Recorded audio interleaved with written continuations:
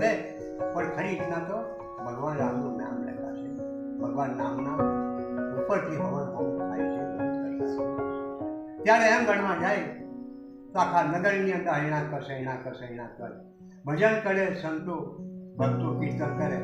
પણ એ લોકો હૈણા કસનું ભજન એટલે ઘણા ખરા ભક્તો પણ એમ કરવા જાય તો મદિરા પાન પીધેલા હોય, કોઈ ગાળો બોલતા હોય, કોઈ કંઈ કરતા હોય, આરતીનું ઠેકાણું ના હોય, હૈણા કઈ ભગવાનનું નામ લે એટલે હૈણા કસનું ભજન કરે એટલે ત્યાં કોઈ મતલબમાં વિધિસર કંઈ ના થાય, ની ગણપતિની પાઠ પૂજા કશું ના થાય. જ્યારે એમ ભણવા જાય તો આવું કરતા એના પોતાના ઘરમાં પીછો પકડાઈ ગયો. હા, બીજું નથી પકડવા.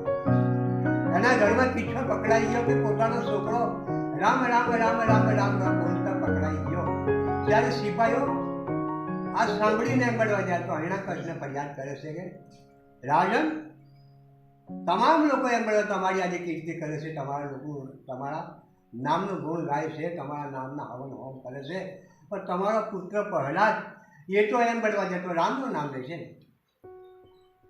એટલે ભક્તો પ્રહલાદને બોલાવીને પછી કીધું કે બેટા, હું ભગવાન બની ગયો છું, મારા હવન કરે, હોમ કરે, ભજન કરે, કીર્તન કરે, સમરણ કરે, જપ કરે તો મારા નામથી કરે છે, અને તું કોનું નામ લે છે બેટા?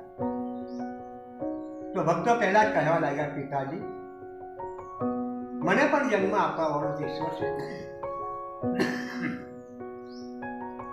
તમને પણ જન્મ આપવા વાળો રામ છે, આ જગત સર્જન કરવા વાળો ઈશ્વર છે, જગતના પિતા એ છે, પાલન પોષણ કરનાર એ છે.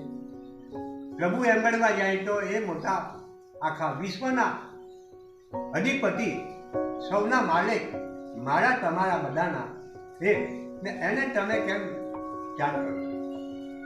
માટે કરીને હું રામ સમાન ભલે તમારી આજ્ઞાનું પાલન કરી, પણ નામ તો હું રામનું લઈશ. ત્યારે ભક્તો પહેલા એમ કરવા જાય તો આ નામની ધ્રુવની રામ રામ રામ રામ રામ રામ બોલતો જેમ જે કંઈ કામ ધંધો ઘરમાં કરવું મોટું હોય તો પણ રામનું નામ પુકારે છે. ભક્તો પહેલા 3 વર્ષ ઉંમરે ભગવાનની ભક્તિમાં લગ્ન લાગી છે. ત્યારે એમ ગણવા જાય તો હૈણા કસ બહુ સમજાયું કે બેટા સમજી જા, પણ ભક્તો પહેલા ના માને. ત્યારે ભક્તો પહેલાને ઉગ્ર કષ્ટ આપવા માટે, દુઃખ આપવા માટે પિતા એની પર રૂઠી ગયા છે. ત્યારે મોટો એક પર્વત હતો, પર્વતના ઉપરથી ફેંકી દે, મારો પુત્ર મારું નામ નાબૂદ કરે છે, મારી વંશ પરાંપરી નાશ કરે છે, તો મારા પુત્રનો કેમ નાશ કરે? બહુ મોટા પર્વત પર લઈ ગયા સિપાહીઓ બહુ, અને ઉપરથી ભક્તો પહેલા ફેંક કરશે.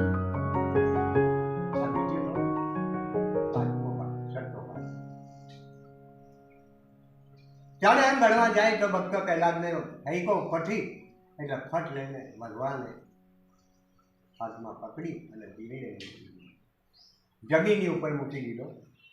ભક્ત પહેલાને એને કીધી ઉભરી ગયો. ધીરે ધીરે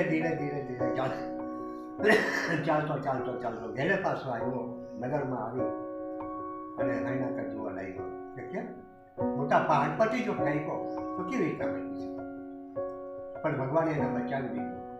ત્યારે મોટા હાથી મંગાવ્યા, સિંગલ દિગ્મેથી હાથી પકડી મંગાવ્યા અને ભક્તો પહેલાને બેસાડી અને ઉપર હાથી ચલાવ્યા તો પણ એમ પેલો જેનો ભક્તો પહેલાને જરા પણ આંચ ના આવી, એમે કીધો ભક્તો પહેલા બચી ગયો. ત્યારે હૈણા કસે મોટા વાદીને મંગાવ્યા અને જંગલોમાંથી મોટા ઝેરી જાનવરો પકડી મંગાવ્યા, શ્વાપો, નાગો, અને એ ભક્ત પહેલાની ઉપર એને થઈ ગયા. ત્યારે ભક્ત પહેલાને એ શ્રપો બાજવાથી ઝેર ના ચડ્યું અને એમેથી બી ભક્ત પહેલા ડૂબી ગયા. ત્યારે હૈણા કસની બેન ઓળીખા કે ભાઈ હું કદી ના બનું, માટે ભક્ત પહેલા જ આપણે બાળી નાખવો હોય તો લઈને બેસું છું, લાકડા સીજો અને એમ ગણવા જાય તો એને ત્યારે એમ ગણવા જાય તો હૈણા કસે નગરની અંદર લાકડાની મતલબમાં ત્યાં શીખી અને વચ્ચે હોલિકા બેઠી ભક્ત પ્રહલાદને ઘોડામાં લઈ અને ચેતાવી એમ કરવા જતો આગ ચારે બાજુથી આગ અડગે છે. ત્યારે એમ ગણવા જાય હોલિકા બળી જાય છે અને ભક્ત પ્રહલાદ રહી ગયા. આથી દુનિયાની અંદર તમામ ધર્મહીન માં ભાઈ બહેનો તમામ લોકો માને છે 12 મહિને ફાગણ સુદ પૂનમની હોળી તરીકે બીજા દિવસની ધૂળેટી બને છે. ત્યાં તમામ લોકો આ ધર્મને બધા માન્ય કરે છે અને ભક્ત પ્રહલાદને બધા જાણે છે, સન્માન કરે છે. તમામ એમ બધા ધર્મહીન માણસો બધા માનતા હોય છે. ત્યારે હોળી તરીકે આ 12 મહિને ઉજવાય છે.